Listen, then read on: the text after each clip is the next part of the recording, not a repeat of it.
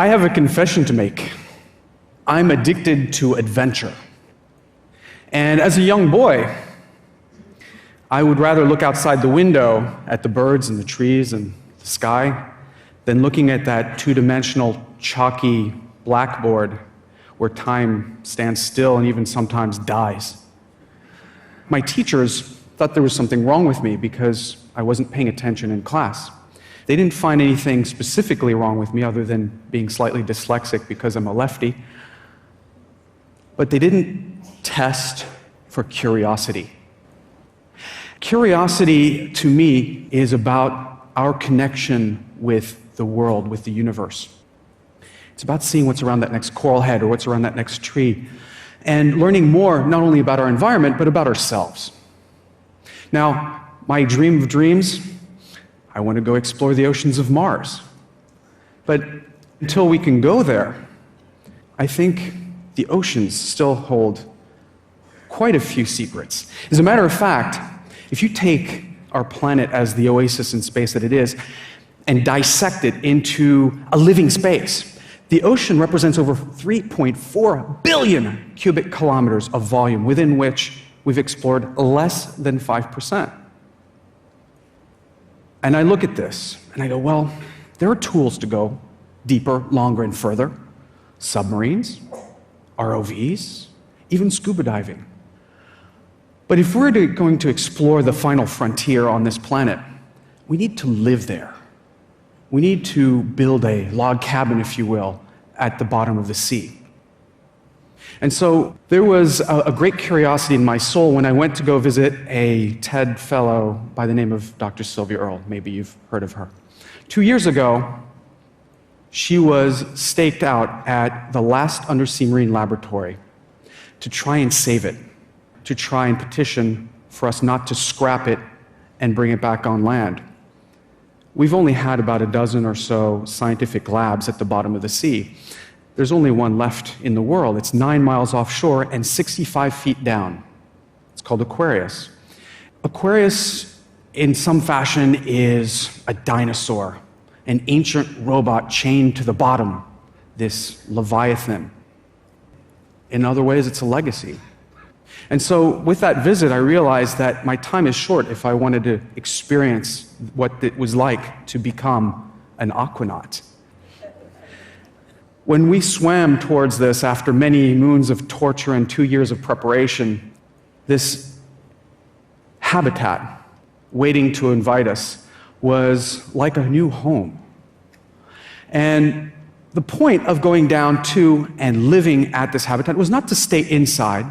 It wasn't about living at something the size of a school bus. It was about to give us the luxury of time outside to wander, to explore, to understand more about this oceanic final frontier. We had megafauna come and visit us. This spotted eagle ray is a fairly common sight in the oceans. But why this is so important, why this picture is up, is because this particular animal brought his friends around. And instead of being the pelagic animals that they were, they started getting curious about us, these new strangers that were moving into the neighborhood, doing things with plankton. We were studying all sorts of animals and critters, and they got closer and closer to us. And because of the luxury of time, these animals, these residents of the coral reef, were starting to get used to us, and these pelagics that normally travel through stopped. This particular animal actually circled for 31 full days during our mission. So Mission 31 wasn't so much about breaking records, it was about that human-ocean connection. Because of the luxury of time, we were able to study animals such as sharks and grouper in aggregations that we've never seen before. It's like seeing dogs and cats behaving well together. Even being able to commune with animals that are much larger than us, such as this endangered Goliath grouper, who only still resides in the Florida Keys. Of course, just like any neighbor, after a while, if they get tired, the Goliath grouper barks at us, and this bark is so powerful that it actually stuns its prey before it aspirates it all within a split second. For us, it's just telling us to go back into the habitat and leave them alone. Now, This wasn't just about adventure. There was a serious note to it. We did a lot of science. And again, because of the luxury of time, we were able to do over 3 years of science in 31 days. In this particular case, we were using a PAM, or let me see if I can get this straight, a pulse amplitude modulated fluorometer. And our scientists from FIU, MIT, and from Northeastern were able to get a gauge for what coral reefs do when we're not around. The pulse amplitude modulated fluorometer, or PAM, gauges the fluorescence of corals as it pertains to pollutants in the water, as well as climate change-related issues. We used all sorts of other cutting-edge tools, such as this sonde, or what I like to call the sponge proctologist, whereby the sonde itself tests for metabolism rates in what, in this particular case, is a barrel sponge, or the redwoods of the forest. And this gives us a much better gauge of what's happening underwater with regard to climate change-related issues and how the dynamics of that affect us here on land. And finally, we looked at predator-prey behavior. And predator-prey behavior is an interesting thing because as we take away some of the predators on these coral reefs around the world, the prey, or the forage fish, act very differently.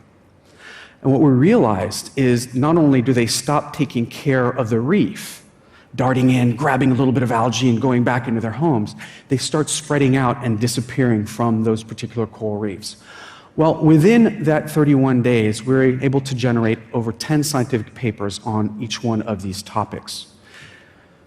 But the point of adventure is not only to learn, it's to be able to share that knowledge with the world. And with that, thanks to a couple of engineers at MIT, we're able to use a prototype camera called the Edgertronic to capture slow motion video, up to 20,000 frames per second, in a little box that's worth $3,000. It's available to every one of us. And that particular camera gives us an insight into what fairly common animals do when we can't even see it in the blink of an eye. Let me show you a quick video of what this camera does. You can see the silky bubble come out of our hard hats. It gives us an insight into some of the animals that we were sitting right next to for 31 days and never normally would have paid attention to, such as hermit crabs. Now, using a cutting-edge piece of technology that's not really meant for the oceans is not always easy. We sometimes had to put the camera upside down, coordinate back to the lab, and actually man the trigger from the lab itself. But what this gives us is the foresight to look at and analyze in scientific and engineering terms some of the most amazing behavior that the human eye just can't pick up, such as this mantis shrimp trying to catch its prey within about 0.3 seconds. That punch is as strong as a .22 caliber bullet, and if you ever try to catch a bullet in mid-flight with your eye, impossible. But now we can see things such as these Christmas tree worms pulling in and fanning out in a way that the eye just can't catch. Or, in this case, a fish throwing up grains of sand. This is an actual sailfin goby, and if you look at it in real time, it actually doesn't even show its fanning motion because it's so quick. One of the most precious gifts that we had underwater is that we had Wi-Fi. And for 31 days straight, we were able to connect with the world in real time from the bottom of the sea and share all of these experiences. Quite literally, right there, I'm Skyping in the classroom with one of the 6 continents and some of the 70,000 students that we connected every single day to some of these experiences. As a matter of fact, I'm showing a picture that I took with my smartphone from underwater of a Goliath grouper laying on the bottom. We had never seen that before. And I dream of the day that we have underwater cities. And maybe, just maybe, if we push the boundaries of adventure and knowledge, and we share that knowledge with others out there, we can solve all sorts of problems. My grandfather used to say, people protect what they love. My father, how can people protect what they don't understand? And I thought about this my whole life. Nothing is impossible. We need a dream, we need to be creative, and we all need to have an adventure in order to create miracles in the darkest of times.